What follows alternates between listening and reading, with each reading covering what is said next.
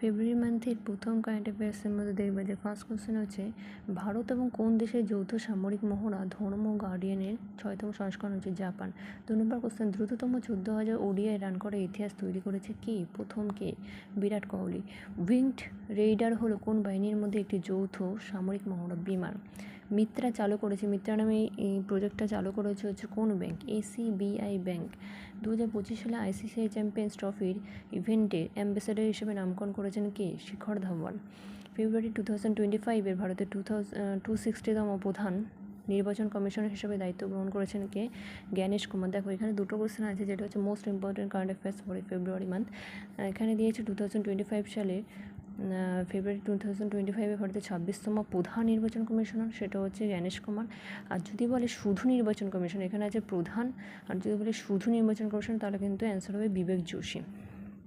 পরবর্তী global AI summit আয়োজন করবে কোন দেশ? ভারত। ওয়াক্স গভর্নমেন্ট সিস্টেম মানে WGS সিস্টেম 2025 শুরু হয়েছে কোথায়? দুবাইতে, বা ব্র্যাকেটে দিয়েছে UAE, যেটা অপশনে থাকবে সেটাই ক্লিক করবে।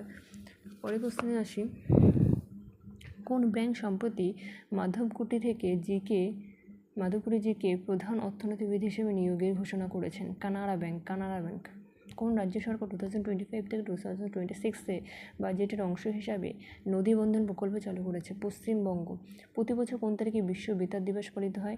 13 ফেব্রুয়ারি বিশ্ব বেতার দিবস। আর নিচেও আমাদের আরও কটা কোশ্চেন আছে, জাতীয় নারী দিবস আর হচ্ছে আন্তর্জাতিক নারী দিবস। জাতীয় নারী দিবসও 13 ফেব্রুয়ারি আর বিশ্ব বেতার দিবসও 13 ফেব্রুয়ারি আয়োজন হয়।